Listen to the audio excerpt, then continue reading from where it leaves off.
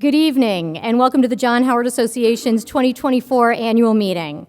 We're thrilled to have you here, and I'm excited to kick the evening off with spoken word performances by Marquis, Chapman, and Maria Moon. Both use their voices to educate and inform others about the realities of our prisons and meeting the needs of people directly impacted by incarceration. We're honored to have them here to perform their original works.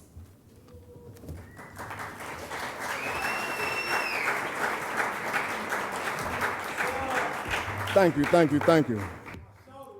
Let's go. Good evening, ladies and gentlemen. My name is Marquis. Just a brief background of myself.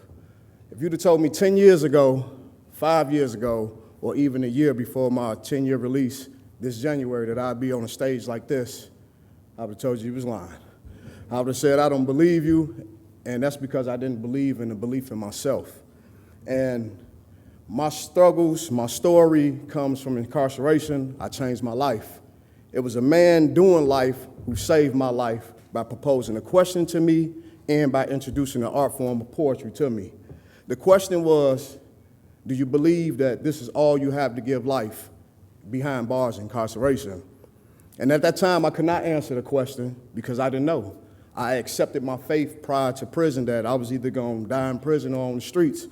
And it took for me to be on my prison bed and years of just fine-tunement, self-love, and getting myself together for me to understand that, hell no, I'm not giving my life to prison, nor to the streets. And poetry was introduced to me, and it saved my life because it helped me see things in depth. It helped me speak with a voice of power and passion, and it helped me tell stories of those who will never be able to tell their stories again, like the guy who saved my life. So with that being said, the poem that I'm going to do for you guys is a poem that I wrote in prison, specifically for my little sister. Just a brief story on that. From 14 to 17, my stepsister called me 3 days a week, getting on my nerves every day. And just like that. And it was until my incarceration, I didn't hear from her for 6 straight years. And I never knew the magnitude or the feeling of hearing my little sister's voice 3-4 times a week, every week. And when I finally got a chance to talk to her, she just told me, like how any other person who's oblivious to prison would say, like, I don't know what prison is. I thought you was okay. And at that moment, I never knew that I needed to hear my little sister's voice for me to carry on. And so I wrote her a poem about what I'm feeling in prison. So this is the beginning of my poem. I normally don't give out the title to the end, but since this is a special event for you special people, the poem is called Pain. I wish you could see the pain in my eyes, but since you can't, just close yours and visualize while I stimulate your mind. Imagine waking up day after day inside a concrete cage because the judge threw the book at you when you forgot to turn a page in your life. Tenaciously holding on to the way you were taught to survive, now you're trapped inside a compound, distant from feeling alive. Just another number branded like cattle, no need for a name. Getting treated worse than wild animals has me going insane. Negativity floats around like mist in the air. When I pray, in the back of my mind I ask, does God even care? Not being able to see my child, my face has no room for a smile. My heart's calloused, no presence of a woman has me emotionally imbalanced, forcing me to love myself more, my greatest challenge. I wish you could feel my pain, but since you can't, let the words 10 years perpetuate inside your brain. A decade for some drugs, the unwanted hiatus away from the people I love. Happy when I get a visit, but dread the goodbye hugs. Visits over, my daughter asks, Daddy, why can't you leave? Small girl, massive words held above my head that breaks me down to my knees. Hopelessness is what I've seen on a daily basis. Talking to people that has 25 to life. Imagine that conversation. Imagine talking to your family on the phone, powerless over the inexplicable troubles at my once pleasant home. Helpless, because these people have us trapped, lost inside this pernicious system.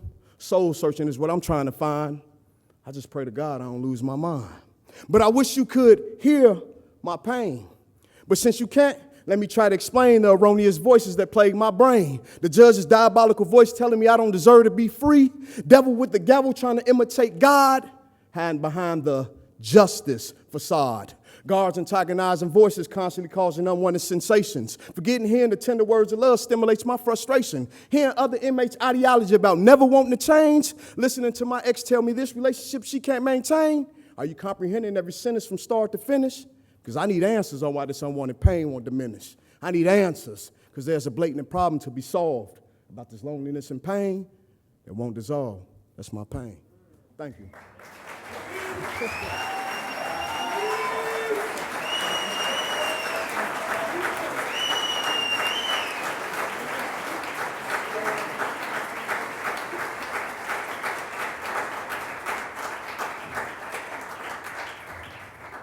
Thank you so much, my brother Marquis. Hello, everybody. It's so good to see your beautiful faces. And forgive me, I'm a little under the weather today, but because of the purpose and the cause of being here, I had to come here and represent. And I appreciate you all for having me as well. So my name is Maria Moon, and I was incarcerated for almost 13 years. I've been out of prison for 11 years, August the 16th. And I've been through all of the challenges, especially when it comes to housing, when it comes to employment, when it comes just to stigma, when it comes to being restored with my children, just all the barriers, including the emotional and the mental barriers. And I just want to pay homage to every returning citizen that's in this room. I see so many wonderful, awesome leaders, women and men, who have an arrest or conviction record, and I just wanted to, I have to give homage to you before I can do a poem or do anything, okay? So.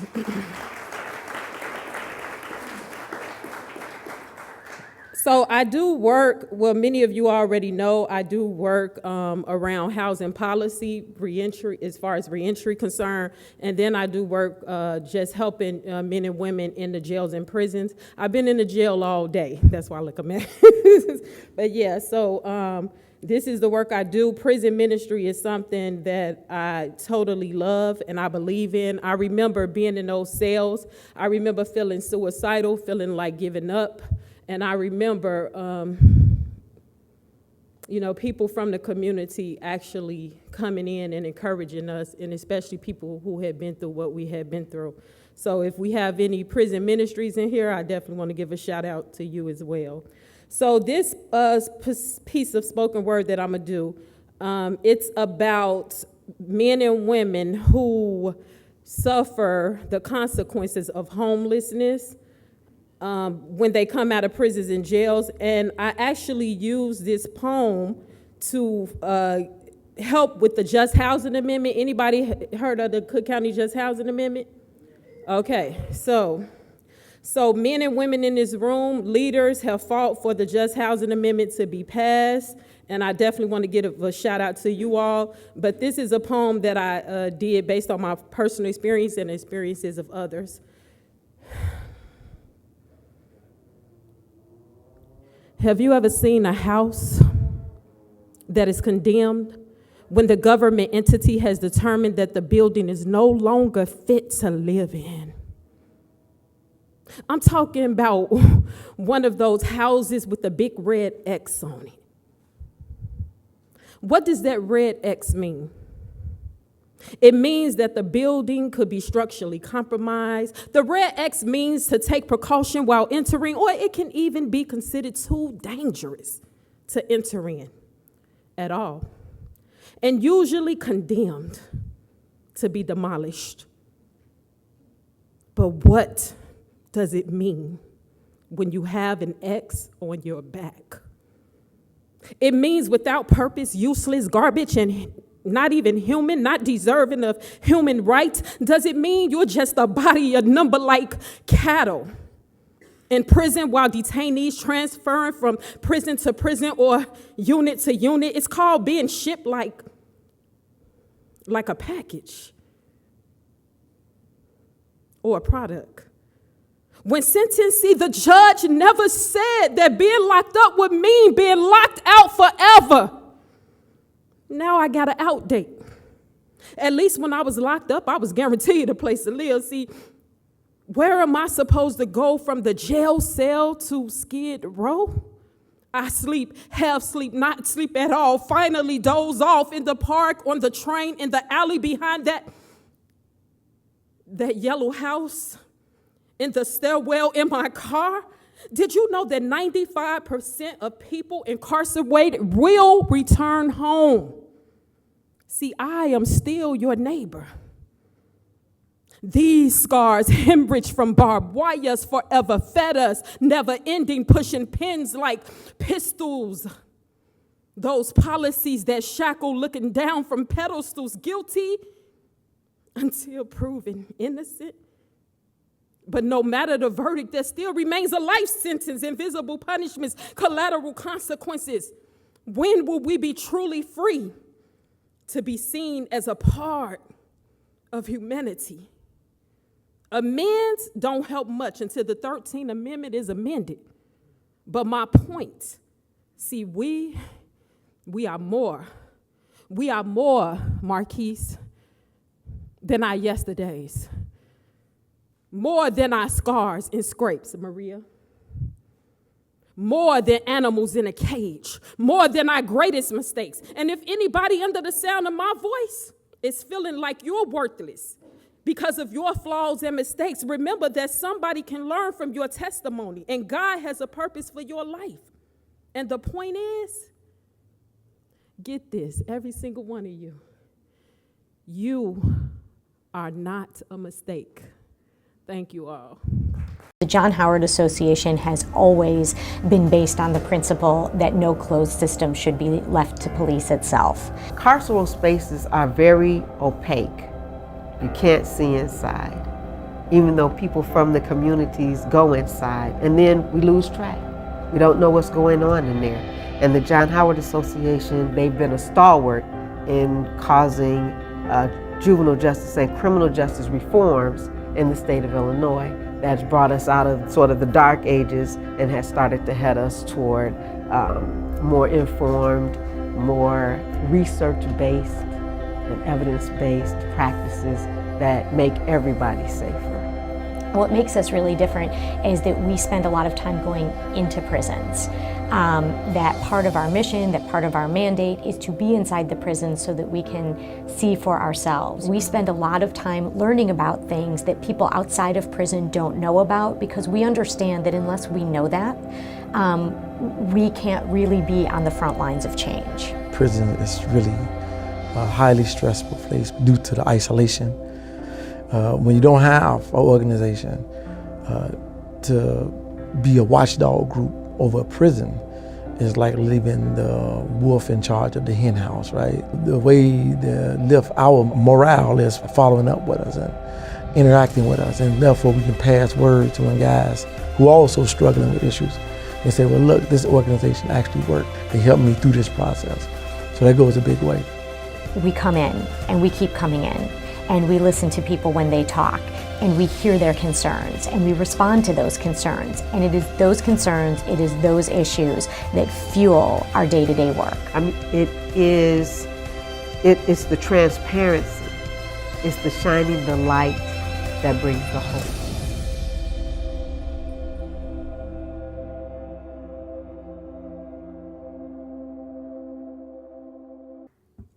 Thank you. First, I want to thank Marquis and Maria for those amazing performances. Thank you.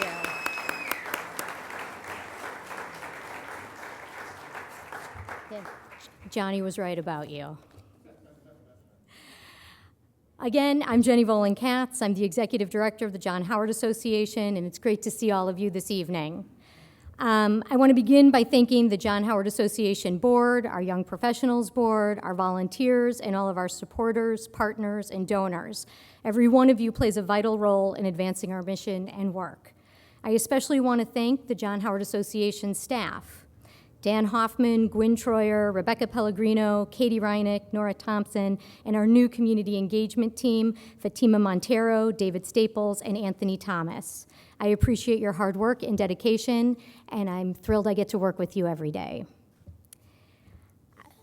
I'd also like to recognize the elected officials with us this evening. We have United States Senator Dick Durbin. Thank you.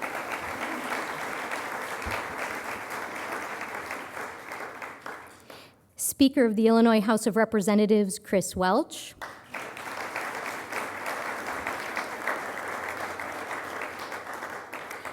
and Alderman Walter Burnett, who does double duty as a John Howard board member. We appreciate your leadership and commitment to system change. And I'd also like to recognize Karima Douglas, the independent juvenile ombudsman in the state of Illinois. Thank you. Our video showed you who we are as an organization. Now I want to tell you a bit about what we do. This year, JHA has been active and vocal in responding to announcements to close prisons. We've secured increased funding to expand oversight of our juvenile system and continued to identify, address, and alert the public, media, and stakeholders about dangerous and inhumane conditions in our facilities. This past spring, Governor Pritzker announced the closure and rebuild of Stateville and Logan Correctional Centers, providing opportunities for us to publicly discuss the current challenges facing our prison system, which are the decrepit, unsafe, and inhumane conditions inside facilities, and staffing deficits that mean people in prison are routinely living in lockdown conditions, their needs going unmet, experiencing increased deprivation. But along with these challenges, there's an opportunity, which is that in Illinois, we've reduced our prison population by over 40% in the last decade. And we do not need all of the prisons we have.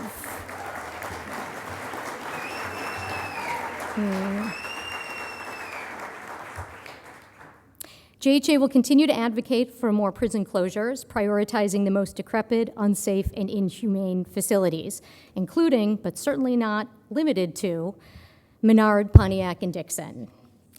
This year, we also advocated for and secured additional funding for the Independent Office of the Juvenile Ombudsman, so that beginning in 2025, that office can provide oversight to the 15 county-run juvenile detention centers in Illinois, in addition to the 5 state-run youth prisons. Thank you. Not only is this office critically important to protecting our youth, it demonstrates valuable precedent to build correctional oversight over the adult system in Illinois.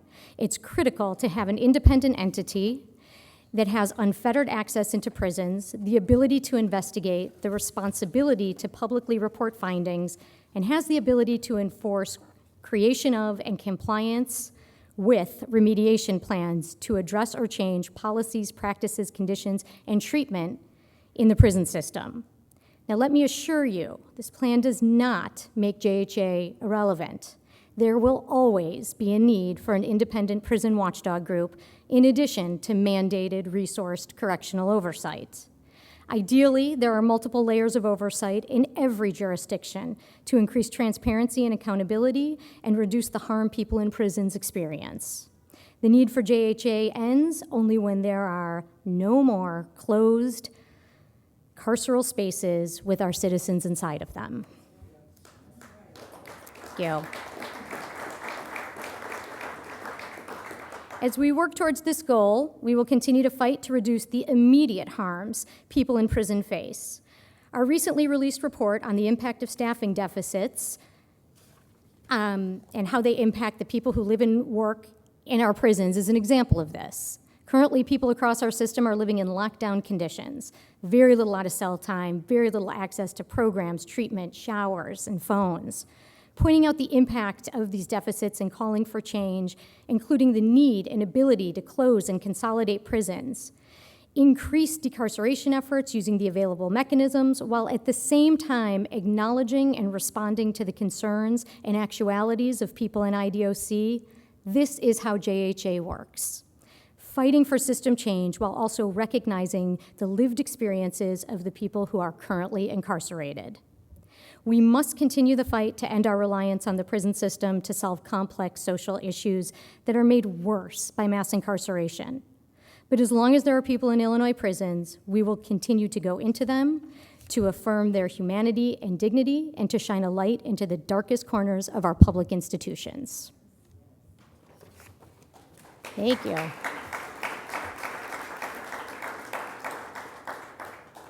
I'd like to thank the following sponsors. Our work and this event would not be possible without the generous support of so many of you. In particular, I want to recognize our presenting sponsor this evening, the Cadence Family Foundation.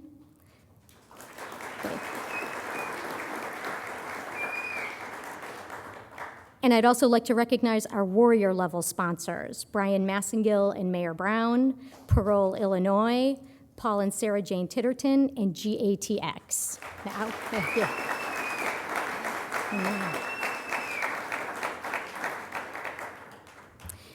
Next, we will hear from Senator Durbin, who is a champion for system change and oversight of the prison system. His work on creating mandated oversight of the Federal Bureau of Prisons will not only use sunlight to disinfect federal prisons, it sets the stage to increase and empower prison oversight throughout the United States. Senator Durbin, thank you for your commitment and efforts to improve our system.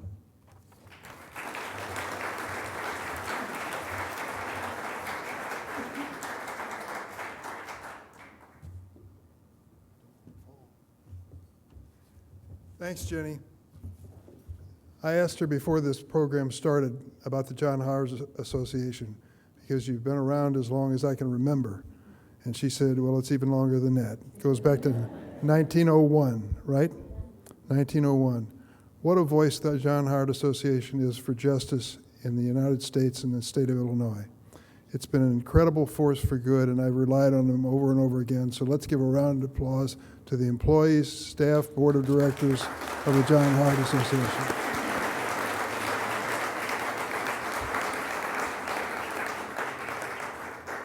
This is a really good speech, and I thank my staff for preparing it, but I'm not going to use it. I'm just going to tell you a story. I'm going to tell you a story about Congress over 30 years ago. We had an issue we didn't anticipate we'd have to face, but we had to face it. It was the arrival of a new narcotic called crack cocaine. Not powder cocaine, crack cocaine. What in the heck was it, we were asking? He said, well, it's cheaper than you can imagine, it's highly addictive, and it's highly destructive. And we've got to do something now to stop crack cocaine from taking over in the United States. And so Congress started debating, what can we do? And during the course of that debate, a young man from the University of Maryland named Len Bias, who was destined for the National Basketball Association, overdosed. It wasn't on crack cocaine, but it was such a big news story in Washington that it forced us to take up the issue on the floor of the Congress. And there was a force at work as to how to stop crack cocaine in its tracks. And the decision was made we were going to change the sentencing guidelines between powder cocaine and crack cocaine. Not just change them a little, change the hell out of them. 100 to 1. 100 to 1, the sentencing guidelines for possession of crack cocaine over powder cocaine.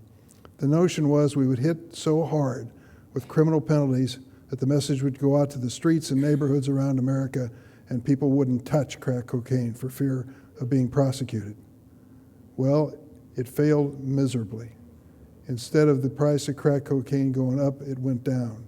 Instead of the number of users going down, they went up. We packed the federal prisons to levels we'd never seen before, primarily with African Americans.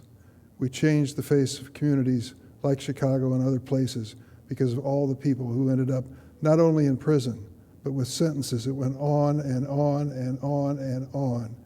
Not unusual to face a sentence of 15, 20, 25 years. I had a hearing before the Senate Judiciary Committee. We were talking about this. The case of a young woman named Eugenia Jennings came up.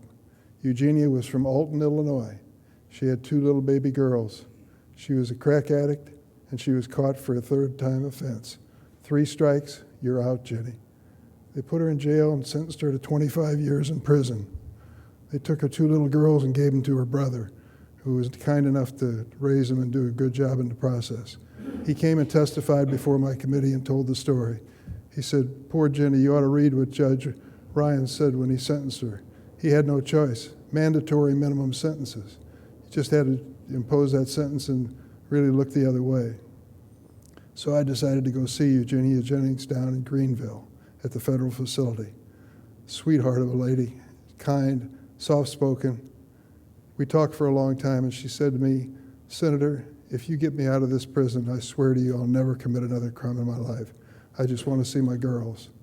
Well, that kind of thing touches your heart, doesn't it? It touched mine.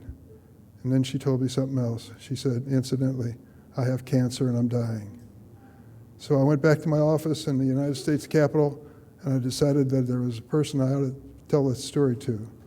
His name was Barack Obama, and at the time he just happened to be President of the United States. So I sat down on a little note card and wrote a note and said, Barack, take a look at Eugenia Jennings in the federal prison system. If there's any way you can help her get out, I'd appreciate it. She turned out to be the first person released by President Obama from the federal prison system. Yes.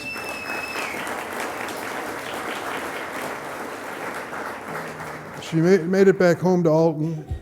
She was still going in for cancer therapy, but she got to go to that little girl's high school graduation. It was a dream of her life to have that opportunity. I thought to myself at that point, this has got to end. We've got to stop this terrible sentencing. It ain't working worth a damn. The opposite is the case, and it isn't fair.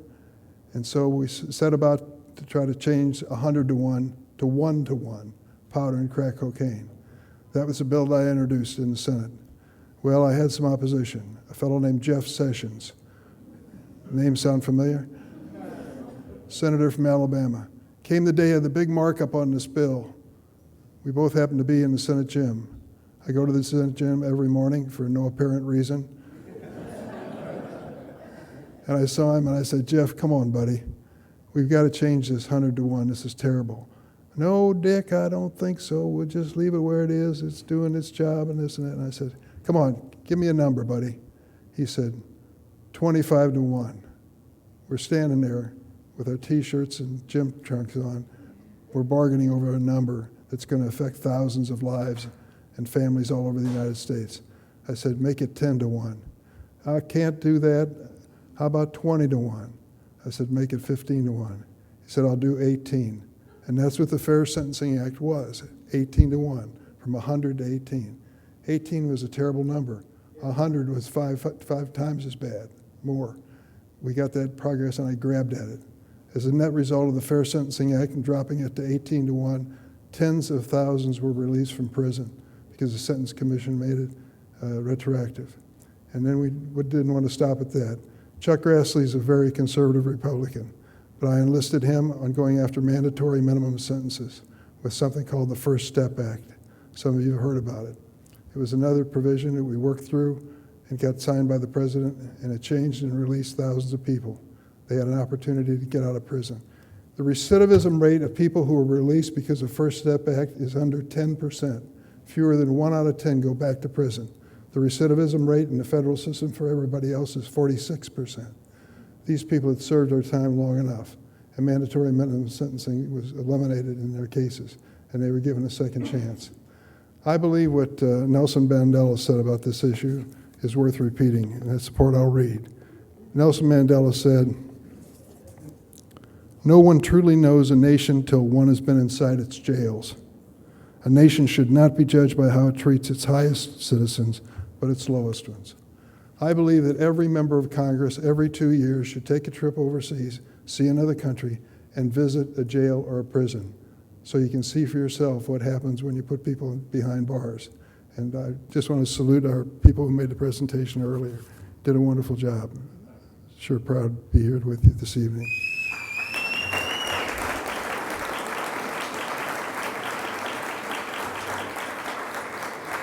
So to the John Howard Association and all the people who are recognized this evening, know that your voice is heard at least by one senator in Washington who's doing his damnedest to bring some reform to this system. We can have justice in this system, and we can also have fairness in this system. We can make this a safer country all the way across the board if we are honest about what causes people to go to prison in the first place. We're not going to save every soul. You know that from your own human experience, and I know it too, but we're going to save a whole lot of them. Thank you.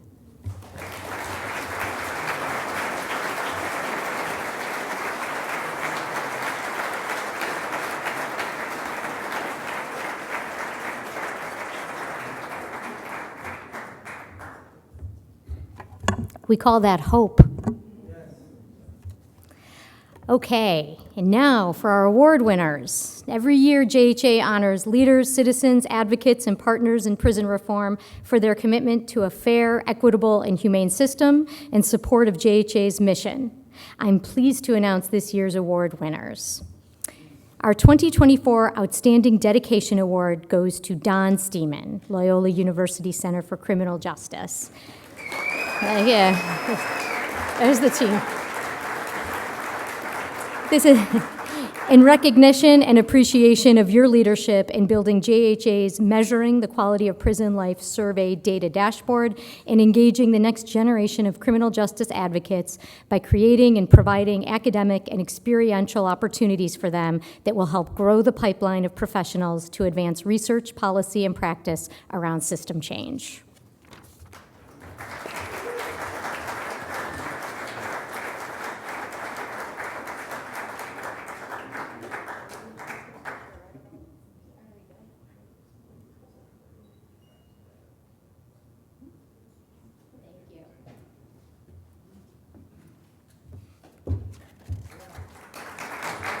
Thank you.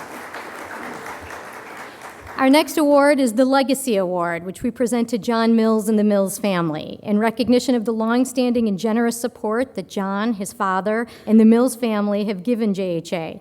Along with the insight and counsel John has provided the organization over many years, which has benefited JHA and the prison reform efforts, in Illinois. Unfortunately, John and the Mills family couldn't be present this evening, but I will get him his award, and he thanks us for recognizing his support of the organization.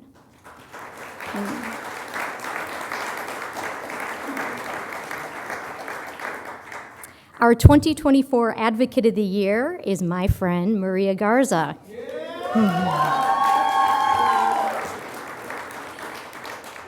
In recognition of all the work you do in support of JHA's prison monitoring and advocacy work and your tireless commitment to fighting for the rights and humane treatment of people who are in prison and improving outcomes for people impacted by the prison system, you are a champion for change and an important partner to JHA.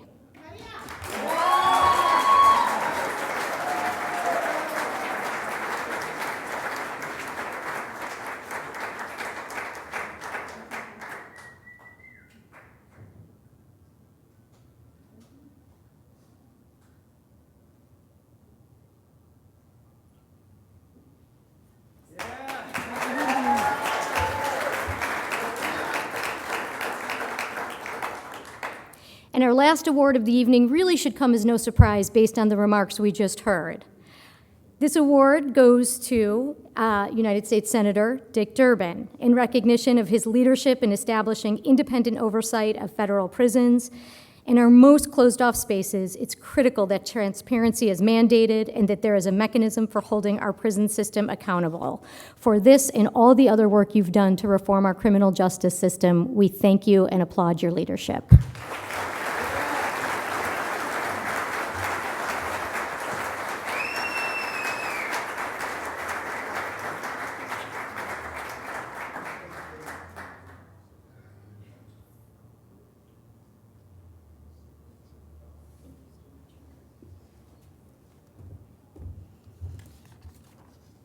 All right, please join me with one more round of applause, congratulating our 2024 award winners. Thank you.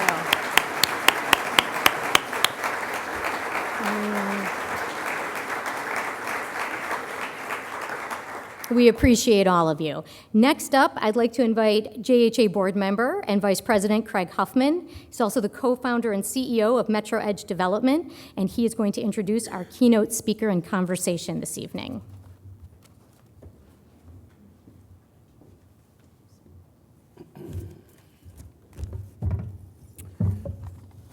Good evening.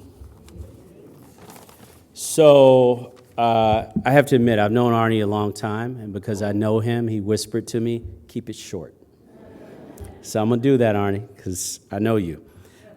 Most of us know that Arne was the Secretary of Education, was the CEO of Chicago Public Schools, so I don't need to repeat that, and he'll be happy for me to get to the point. But I think more importantly, we should talk about what he's doing in this phase of his life, because in some ways, I think it may end up being more significant than what he did in the positions that most of us know him for.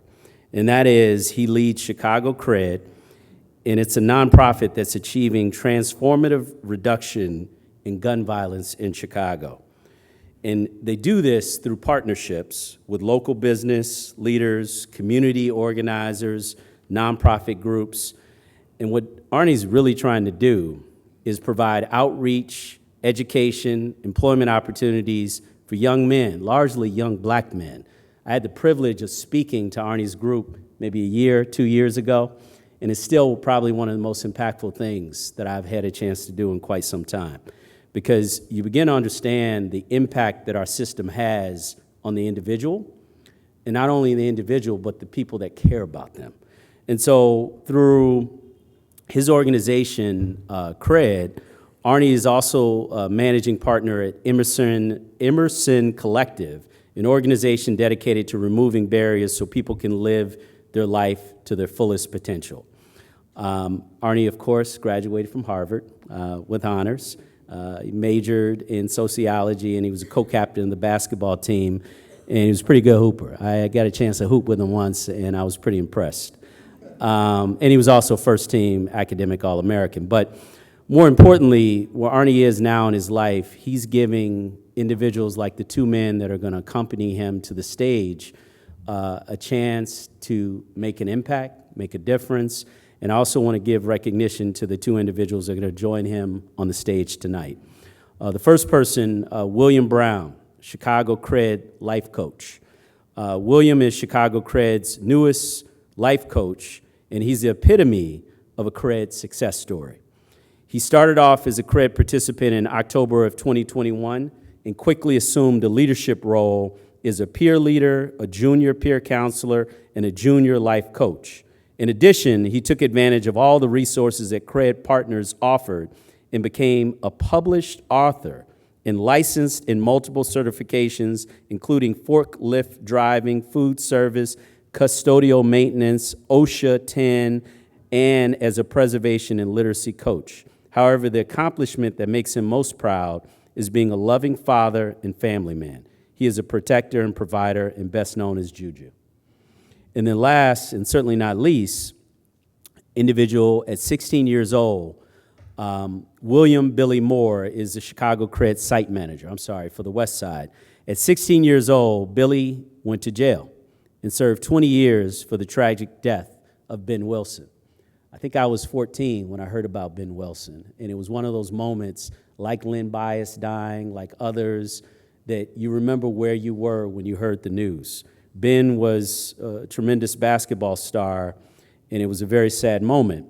But more importantly, that story, as dramatic as it was not the end for Billy Moore.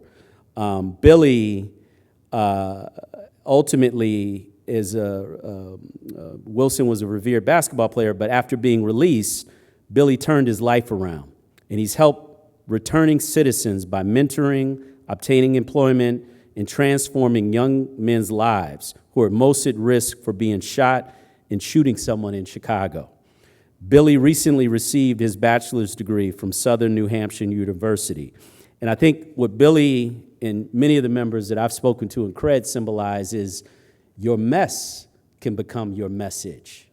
And without further ado, I'd like to bring up Arne, Billy, and Juju to the stage.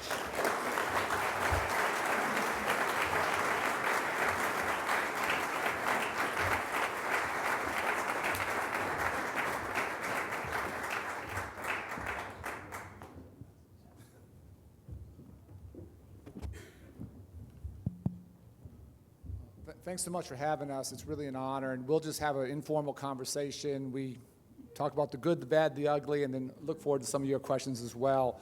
Just quickly before we begin, just for our spoken word artists, for our award winners, and for Senator Durbin, please give them all another round of applause.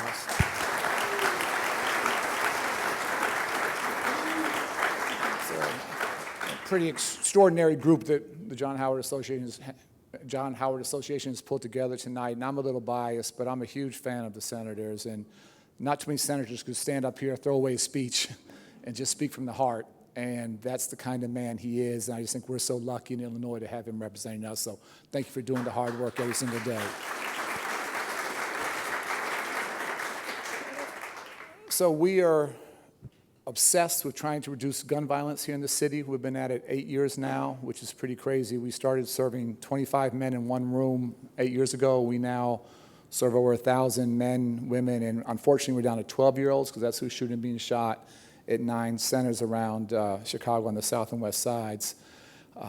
It is the hardest work I've ever done. It's honestly the most heartbreaking, but hopefully, as Craig said, maybe long-term the most important thing that we can do. I think violence is the cancer that's eating the soul of our city, and everything else we want to do better as a city is made that much harder by the level of violence. So we're going to sort of just talk a little bit, and then I said I really want to open up and get your questions. Billy, Billy runs one of our West Side hubs. We don't give out addresses, and Juju's a life coach there. As young men come in, many of whom have been shot, many of whom might have shot others, not all, many have served some time. What are the most important lessons that you're trying to instill in them every day? So one of the things that I learned in prison is not to always have to learn from your own mistakes. And what we want to do is help these young men just think about the things they do instead of being reactive. I like to stand in the gap for these young men. I did 20 years. And I tell these young men, if you out shooting people, killing people, you do have a life sentence waiting on you. And I know that for a fact. So before you decide to do something like that, we try to get as many of these young men that's at risk of being perpetrators of gun violence because they live in communities that put them at high risk of being victims of gun violence. The problem is we can't get to them enough. We can't get all of them, right? But those that we are reaching, we are having an impact. These guys are really starting to learn how to outthink their problems. We partner with some amazing stakeholders. I'm seeing some of my colleagues in the audience, Johnny Page at Contextos, Spanky, they come in, they do storytelling circles that has a major impact on these young men. But the main lesson is learn how to outthink your feelings, because a lot of times these young men are so emotional and they just respond to their feelings in the moment, and they find themselves sitting in a jail cell regretting their actions.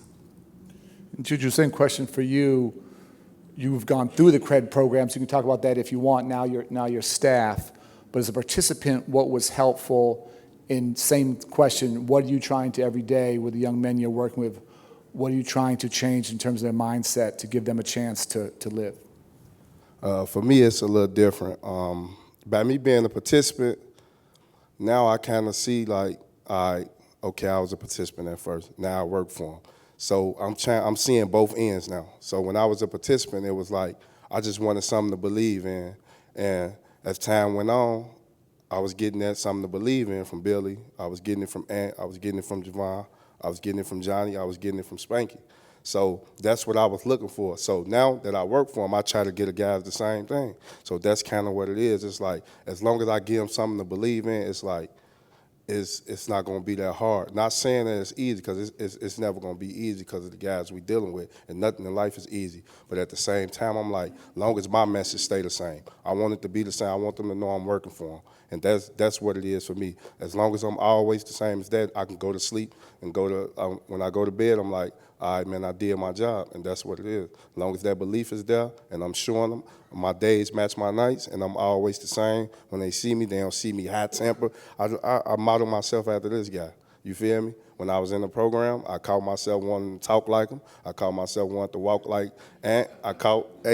So I get them guys the same thing, you know? And that's just how it is for me. He still ain't learned. And no gray hair yet. Somebody not telling the truth. And people come to our program, no one is court mandated, it's sort of word of mouth. So guys tell their guys in the block, brothers, sisters, guys in the same clique, whatever it is. And recently, and this doesn't always happen, we brought in basically an entire group of guys, 17, 18, 19, from one group. And lots of groups are at risk. I will say this group was at probably more risk than any other group that I can recall coming to us. And talk a little bit about, for folks that may not live this every day, what those group dynamics are like, and with that group specifically, but also the group dynamics of violence in North Lawndale. When you consider group dynamics, a lot of times it's almost like this fraternity type of culture. The only thing these guys can rely upon is themselves. That's the only thing they ever had. These are the only thing that they find a real sense of belonging to. So when you bring them in a space like that, they're constantly posturing. And we have to break down that energy, right? And the best way to do that is through life coaching. And the science behind life coaching is building one-on-one relationships. In this work, dealing with these young men at risk, especially the group dynamics, you have that group identity. And a lot of these guys hide behind that group identity because they grow up with an identity crisis. A lot of them come from single-parent households, generally led by single mothers. They don't have nothing to look up to. So what they find their identity in is in the group. And what we have to do is try to help them establish who they are as individuals. And that's why we got young people like Juju who are able to reach these young men and bring out what's inside of them so they can start understanding who they are. So now that when we deal with the group, we know how to deal with the individual. The group don't dominate the space. And with this group in particular, they real hot in the service area that we're working in. Actually, when we brought them in, they literally lost a young man a week before they started programming. So we didn't even really know these individuals, and we had to deal with the fact that they were grieving the loss of someone that was real important to them, and how we could pretty much help them manage that grief, support them, and for them to stay engaged and not go out and do nothing crazy. And to a man, they showed up every day. They welcomed the help that we had to offer them. And I think that's the misconcept. A lot of people look at these young men as being worth throwing away.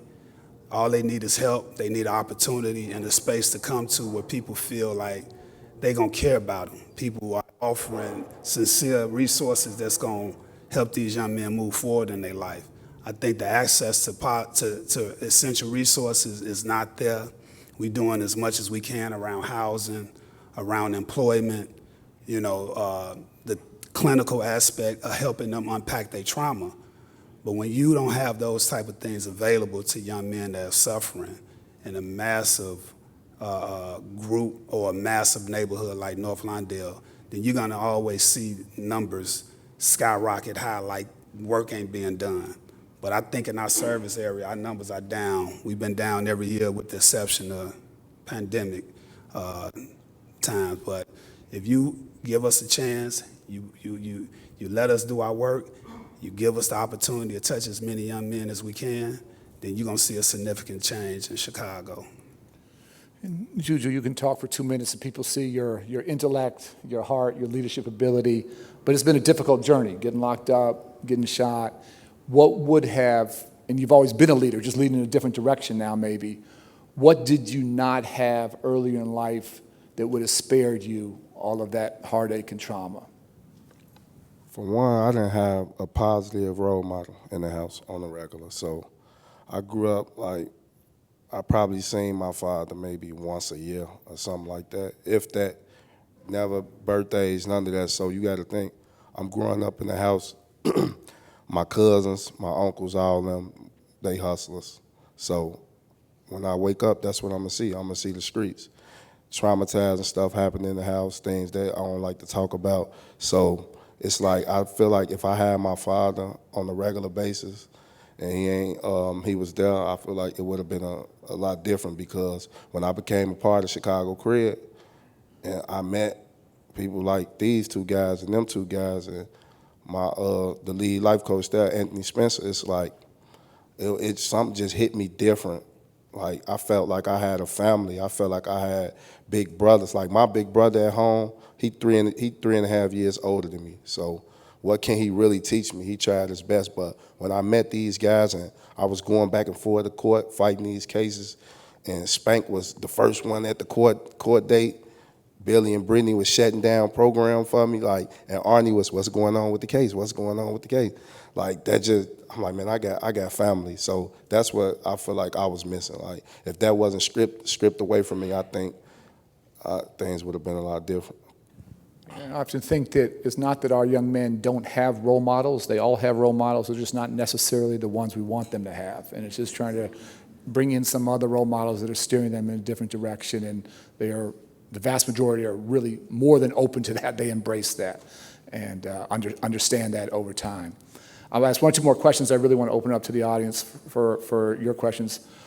Billy, unfortunately, you first when you got locked up, you were in the juvenile detention facility. You go back every week as a volunteer to talk to the young men who are locked up. And what what would be good for, again, folks in this audience who aren't in there every week to hear about what you're trying to instill in those young men and what that experience was like for you? Yeah, I know at 16 years old, I found myself in the juvenile detention center facing a potential life sentence. I walked away with 40 years and I did 20. And at that time in my life, I felt like it was no hope. I didn't think that I was going to outlive my situation. So now that I have opportunity, I go in every week just to sit and share space with these young men because I know they feel like they don't have no hope, that this is not going to get any better. And for me to be able to come and just share time with these young men, I got to get them hope. I got to let them know this is not the end of their life. You know, this situation they find themselves in, it's not going to be, this is not what's going to define them, and don't let this situation define you. I met a young man in there who, he's been in there for 3 years. He went in there at 13, and basically the day after he went in, his younger brother got killed, and he fought his whole first year there. The second year, he realized he shouldn't be released because he wasn't ready to come home. And now at 16, he's basically asking for the criminal justice system to see his humanity. And he's facing 2 murders, right? And I wish I could have met him when he was 12 years old. I wish I could have been that example that Juju talked about that he needed to have in his life. And now he's sitting there facing a hopeless situation, and he don't know what his future is gonna be. So I find it's heartbreaking when I go in there because I know that's where I started at. Miss Bankhead is in the audience, right? I met her a few years ago, and she's a great advocate for young people. And I tried to do everything I can to help her. So I want to say God bless you to Miss Bankhead. Keep doing the advocacy you're doing for these young people because they need it. But no, it's important. Let's not look at our kids as, you know, I think, social liabilities. We have to invest in these communities and give them something better to hope for instead of finding themselves sitting in a detention center looking at a life sentence. Yeah, and for like the young guys, when you think about it, if you got to think if that 12-year-old guy had a guy like Billy, now he got somebody else that he don't want to let down when he make a bad decision. Like that's what I didn't have. But now I'll be thinking like, man, I wish I had this, not like when I'm 30, I'm 28. I wish I had this when I was 15, 16, because every decision, it's one thing to have kids. Like, of course, I want to be there to raise my son. That's my motivation, to raise my baby. But it was like that extra family I had. Every decision I made, I don't want to let my son down, but also I don't want to let Billy down. I don't want to let Arne down. So every decision I was making was like I had them in the back of my head. So every time I went to do something stupid or do something wrong, it was, yeah, I can't make Billy and Aunt, man. Like I was thinking about stuff like that. And last question, and I'll open up to you all on a hard question. We often do these kind of panels. We haven't asked this one before. You 20 years. How many facilities? I spent time in 4 penitentiaries. I started out in Pontiac. I did most of my maximum time in Stateville. I did a little small time in Danville, and I did the last 11 years in Illinois River. So all Illinois facilities, and so John Howard Association, which tries to monitor and be a watchdog and an advocate for prisons across the state. I guess what would be your advice to this organization? And a tougher question, if you were the warden in one of those institutions where you served time, what would you have done differently? I think the Illinois Department of Correction is all about lock them up. You know, I don't think that they, for me, the way I see it, it's like it's an economic thing. Even if you just look at the location of these prisons, right, and who work in these prisons and what we do for their economy. You know, you don't see a prison nowhere in North Lawndale where people are dying and getting shot and killed. You don't see no prison in Inglewood. You know, you don't see no prison in the metropolitan Chicago area. You know, you got prisons in places where we never hear of them until we end up in them, right? And I think they get, you know, economic support because of those prisons. They get funded because of the minority population that exists in those prisons. So it's kind of hard to really do anything to change the mindset of that culture, of where these prisons are at. I think we got to do what we see being done. We got to advocate for shutting down prisons instead of rebuilding them. We got to do more to address the systemic issues that creates crime. We have to give more people access to opportunities in communities that don't have opportunities. I think that's the biggest problem. Chicago has a issue with lack of opportunities, lack of economic, people can't thrive economically in these communities where people are committing crimes at, but we allow other communities to thrive off our exploitation when we go serve time in their communities. So once we start addressing the real systemic issue of what creates crime, that's the only way we can stop people from ending up in these prisons.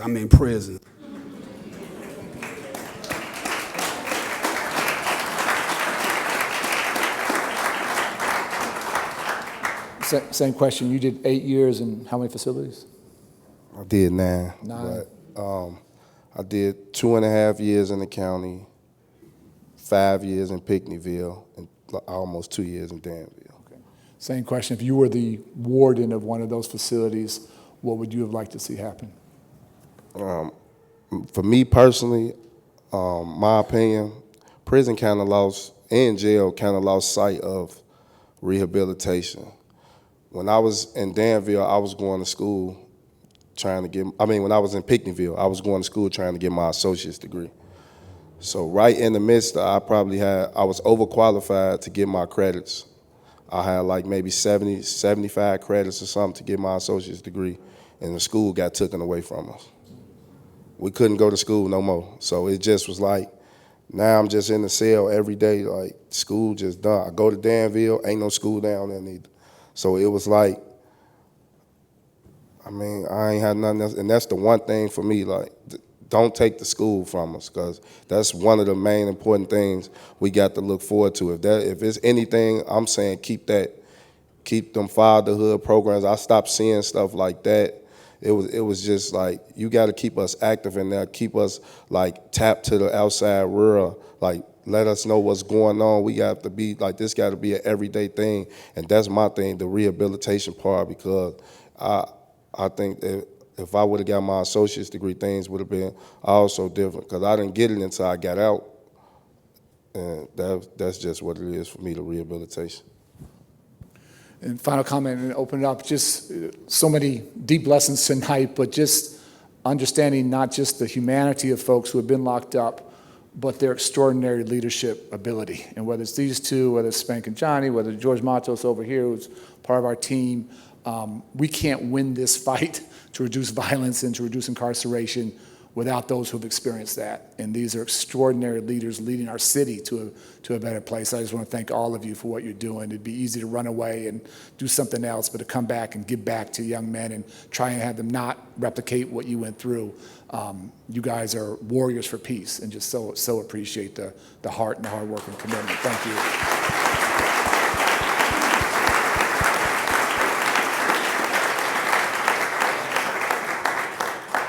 Who's timekeeping? I don't want to keep people too late. Any timekeeper here? How much time we got? About 10 minutes. 10 minutes. So we'll quick questions, please, not statements, quick questions, and we'll try and do quick answers. We'll try and get to a couple. If you raise your hand, we've got people with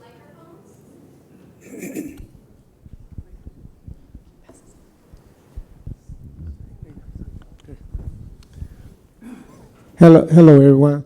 Well, it's actually a statement, but it's to answer your question about what would I do if I was the warden. So I would just like to share a story. I was once incarcerated at the age of 17 years old from 1979 to 1989. I happened to meet Larry Sachs, who's sitting right next to me here. He was actually the program, he was a counselor when I was incarcerated, and then he actually became a program warden in one of the institutions that I was in. And what Larry did was he had on his desk a sign that said, "I am a human being." And one of the things that he did was he formed programs while he was the counselor and the program warden. And one of the programs was PISS, Prison Survival Skills Training. And that was a program that I became a part of. It was a peer counselor, and it consisted of telling young people, first-time offenders like myself, how to navigate the prison system, not to get involved in any disciplinary infractions and gang and violence involvement and things like that. And so, but I share that story to say that that was my trajectory in doing the work that I do today. I work for Teamwork Inglewood. I've been out 30-some years now. I work around public safety, youth service work. And so I just wanted to share that. Like it actually starts from people like yourself, like Larry Sachs, to understand that we all are human beings no matter what the circumstances are, because like Billy and Juju and myself, you know, we can all we can share the same stories, absentee fathers and things like that led us to the path that we was on.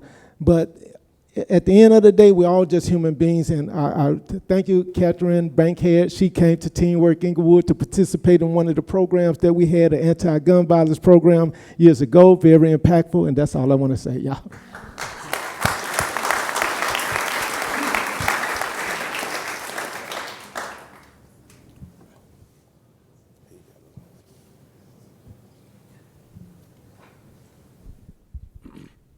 Thank you all for sharing your stories and for describing how our gun violence problem here is a symptom, right, of some more systemic issues.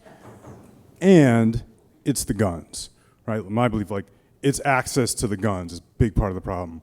I'd love to hear you all share about, like, what do you think would happen if it was just a little bit harder to get access to a weapon in these days? And then what sort of legislative levers could we be pulling to just try to make it a little bit harder to get access to a gun? Thank you. I'll try and do real quick. When I came out of the administration, I thought a lot about just working on gun policy. And my honest opinion was that as a nation, we love our guns more than we love our kids.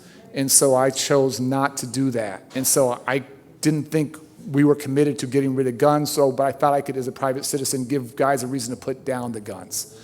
And it's a longer conversation, but this is a uniquely American disease. As you know, we have more guns than people. We are by far the most violent nation, and this is not putting a man on Mars or finding a cure for cancer. We could solve this overnight if we wanted to. We just don't have the courage to do that. And so we've had a little bit of progress. President Biden's done some things that we haven't seen before.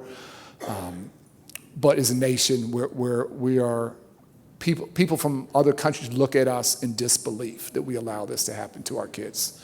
And so until we have a fundamental change there, I just try to be realistic. I don't have a huge amount of hope for us getting to a better place. We're going the right way, but the fact that this is so preventable is what's so incredibly heartbreaking to me.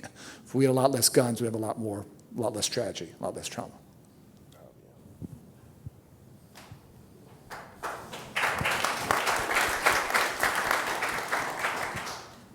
Thank you guys for being up there. It's impactful. George sitting right here next to me is a big reason why I do this work, and why I'm so involved and dedicated. And CRED understands that they can't do it by themselves, so they invite other orgs. So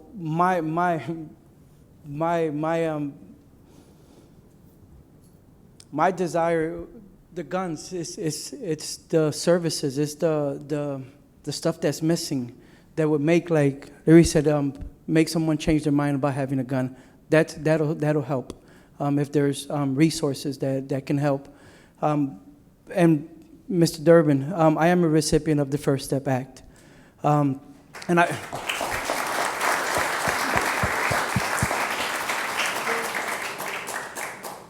And I'm the CEO and founder of Challenge to Change. And Maria Garza, who received the recipient today, is the director of that organization.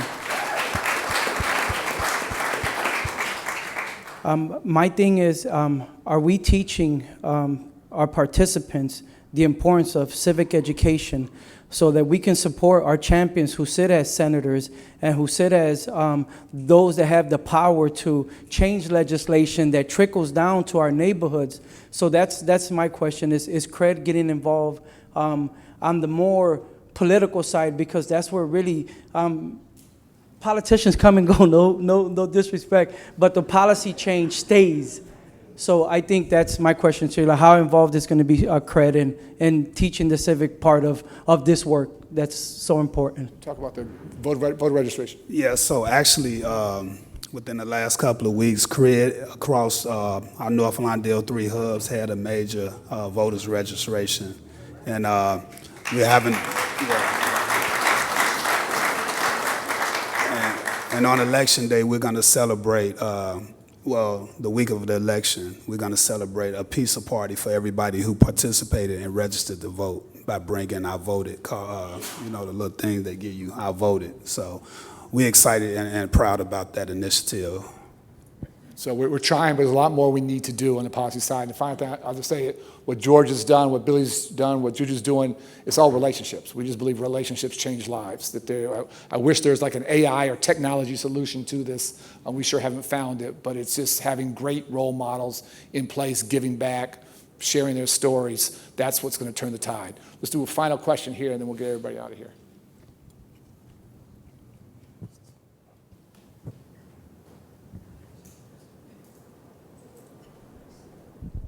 Gentlemen, thank you for the work that you're doing. But I'm curious to know, Arne, and I hope that I can call you Arne. That's my name. And in time, maybe get to know you and the work that you're doing. But I'm curious to know, you led the CPS. And my question is, how did you get here? You see, it's something different about your walk, being in the school system, but you saw something. And I'm curious to know, what was it that you saw that would have you driven to do the work that you're doing now? Because it's not easy. And I don't see many doing it today. But you have the audacity to do that.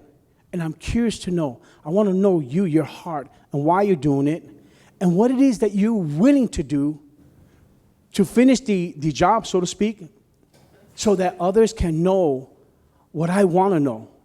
And that's the work and the impact that you're going to make in the lives of not only us as justice impacted men and women, but those youths that you're going to keep from coming to spaces that we've been in.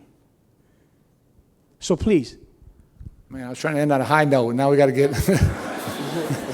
This is tougher, but we're always just real. So I'll try and answer quickly. The honest answer, I don't want to get emotional, it really comes from a place of pain. I grew up playing basketball on the South and West Sides. I had a series of older guys who protected me and gave me safe passage in and out of neighborhoods. I started to lose them to gun violence when I was 15, 16, 17. Didn't have a counselor, didn't have a social worker. I think that stuff shapes you and honestly scars you in some ways, a little bit difficult to talk about. Fast forward 20 years, I took over Chicago Public Schools at 36. Lots I'm proud of. We can talk about that another day. On my watch, in my 7.5 years leading Chicago Public Schools, on average, we had a child killed every 2 weeks due to gun violence. It was a devastating rate of loss. And everything else, budgets, academic achievement, labor management, operations, all that stuff that's supposed to be hard, it was all way easier.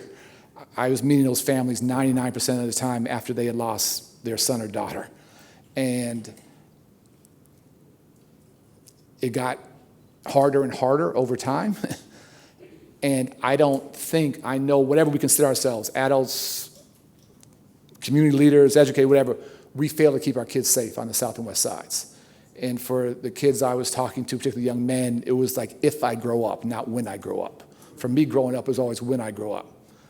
And all my life I've preached deferred gratification and think long-term and go to college. If you're just trying to survive every day, which many of our men are doing because that's their rational reality, then I'm speaking Greek, I'm speaking a foreign language. When I left to go to DC, I thought violence couldn't get worse in Chicago, and it got a lot worse in 7 years we were gone. So for me, this felt like the crisis facing the city.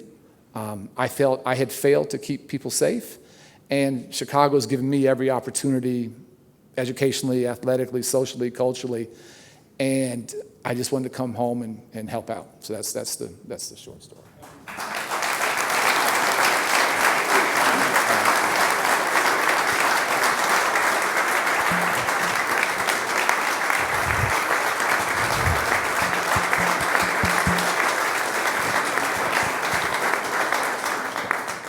First of all, thank all of you all for being up there and sharing with us.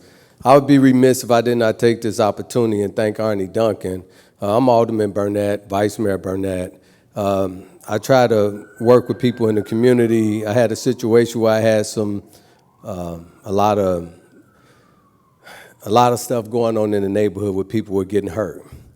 And so I went and asked for one of the people who were involved, that was involved with it, to come and talk to me. We talked to him, and he told me he wanted to stop. Everybody was after him, and we needed to help him save his life, right? So I called Arne up. It was at nighttime. I had ward night on Thursday nights. I called Arne up Thursday night. Arne answered the phone. I said, Arne, I got this kid. He's raising a lot of hell, and a lot of hell is after him. If we don't do anything with him, other people are going to get hurt, and he's going to get hurt. I need your help. Arne got with him the next day. That kid is safe. The neighborhood is safe. I just want to say thank you very much, Arne. Appreciate you.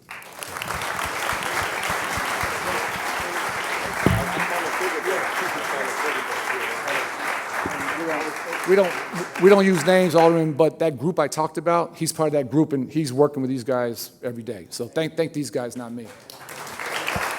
Thanks so much for having us.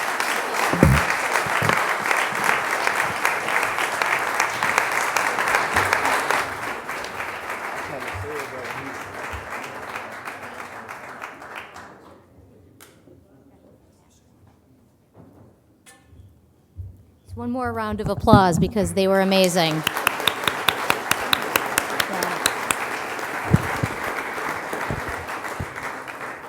And thank you all for the work you do. We appreciate it. And the more people you work with, the fewer people we have to meet in a place where we don't want to meet them, which is inside our prisons. So thank you for that. Next up, I'd like to introduce our board president, who is going to deliver this year's call to action. Please welcome Paul Titterton.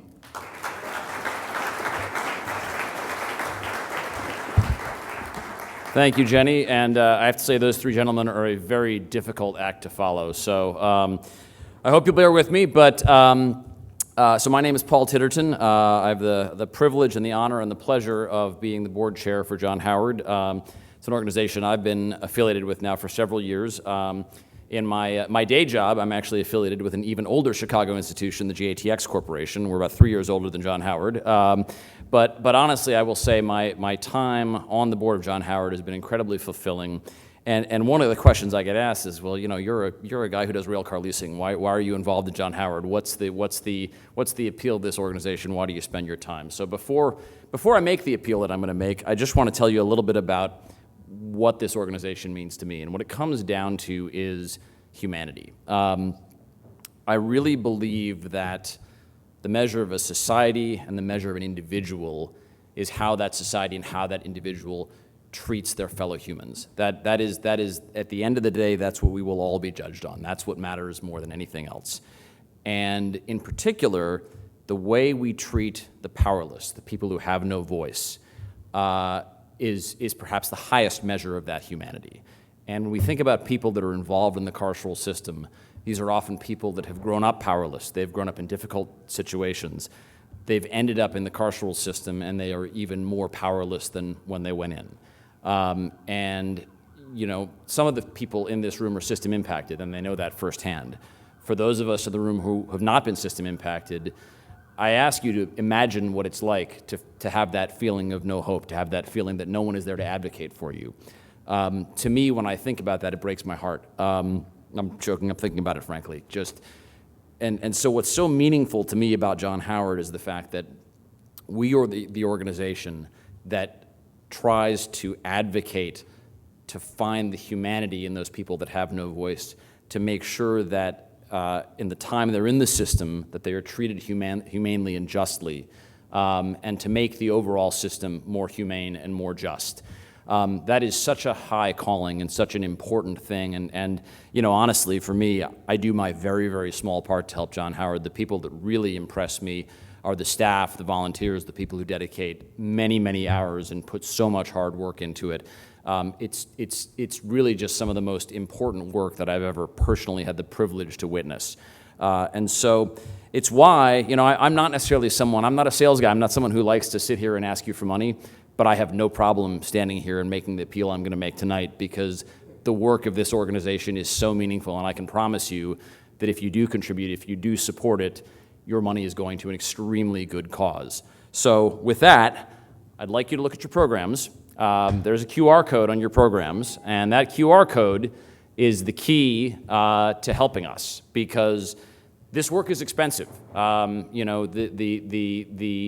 cost to stand up and operate an organization like this is not trivial.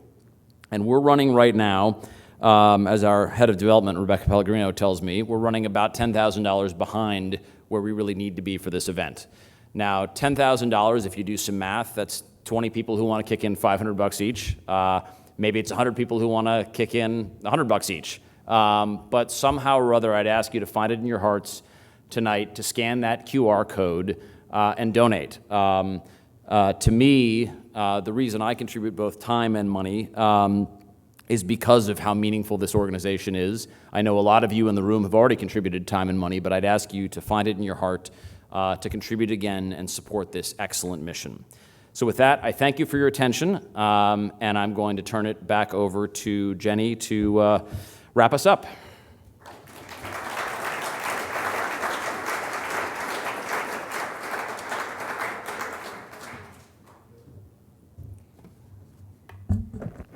Okay, so from my vantage point, this is the really fun part of the evening, because I walk away from whatever remarks I've drafted, and I just get to reflect back on all that we've heard in the room tonight and how meaningful it was.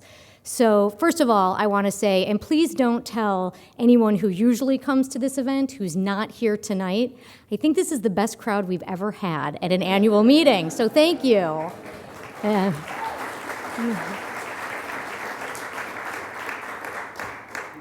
This work happens because of all of you, our partners in the field, our partners in the work, our supporters. We don't do this alone.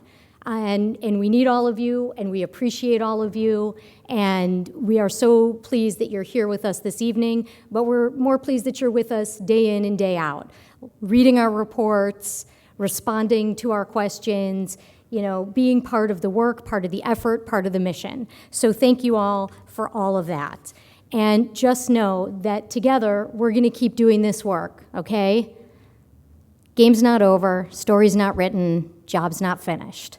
So let's keep at it. Okay.